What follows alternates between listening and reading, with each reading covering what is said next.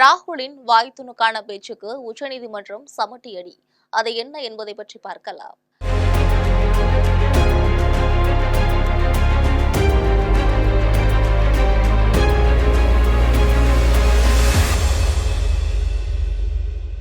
இரண்டாயிரத்து 24 பாராளுமன்ற தேர்தலுக்கு தயாராகக்கூடிய வகையில் கடந்த 2022ஆம் ஆண்டு நாடு முழுவதும் பாரத் ஜோடோ எனப்படக்கூடிய ஒற்றுமை யாத்திரை நடைபயணத்தை ராகுல் மேற்கொண்டார். அப்போது பத்திரிகையாளர்களை சந்தித்த ராகுல் இந்திய சீன எல்லை பிரச்சினையில மத்திய பாஜக அரசு தோல்வியடைந்து விட்டது. அதுல குறிப்பாக பார்த்தோம் அப்படின்னா அருணாச்சல பிரதேசம் உள்ளிட்ட இந்தியா சீனா எல்லைகள் அமர்ந்திருக்கக்கூடிய பகுதிகளில் சீன ராணுவத்தினர் தொடர்ந்து இந்திய ராணுவத்தினரை தாக்கி வருகின்றனர். ஆனால் அவர்களை தடுக்க மத்திய பாஜக அரசு எதுவும் செய்யவில்லை. அது மட்டுமின்றி நம் நாட்டின் 2000 சதுர கிலோமீட்டர் பரப்பளவு இடத்தை சீனா சட்டவிரோதமாக ஆக்கிரமித்திருக்கிறது. அதை தடுக்கவும் மத்திய அரசு எந்த நடவடிக்கையும் எடுக்கவில்லை என கடுமையாக விமர்சனம் செஞ்சிருந்தார்.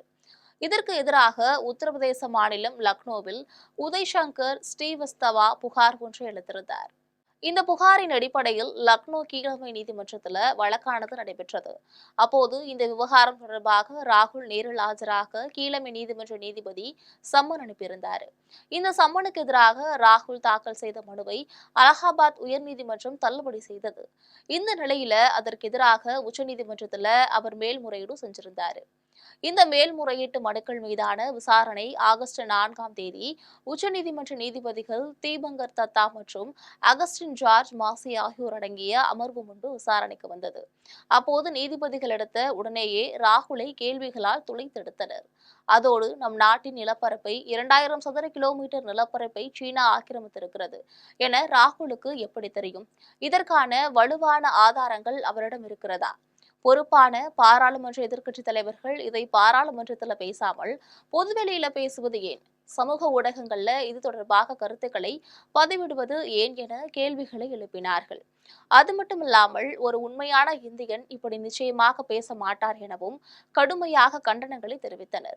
அதற்கு ராகுல் சார்பில் ஆஜரான மூத்த வழக்கறிஞர் அபிஷேக் மனு சிங்வி ஒரு இந்தியரை இப்படியான அவதூறு வழக்குகளை தாக்கல் செய்து தொடர்ச்சியாக துன்புறுத்துவதை ஏற்க முடியாது என கூறினார். அதற்கு கடுகடுப்பான முகத்துடன் பேசிய நீதிபதிகள், உங்களுக்கு அரசியல் சாசனம் பேச்சுரிமை வழங்கி இருக்கிறது, அதற்காக நீங்கள் எதை வேண்டுமானாலும் பேசலாம் என நினைக்காதீர்கள் என கூறினர்.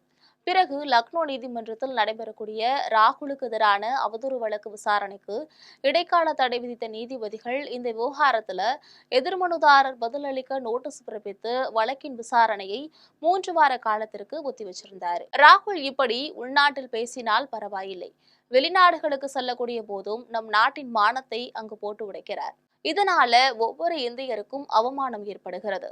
இதை அறியாமல் சின்ன குழந்தை போல் செயல்படுகிறார். இது மிகவும் கண்டனத்திற்குரியதாகும். இனியாவது ராகுல் திருந்துவாரா என்பதை பார்க்கலாம்.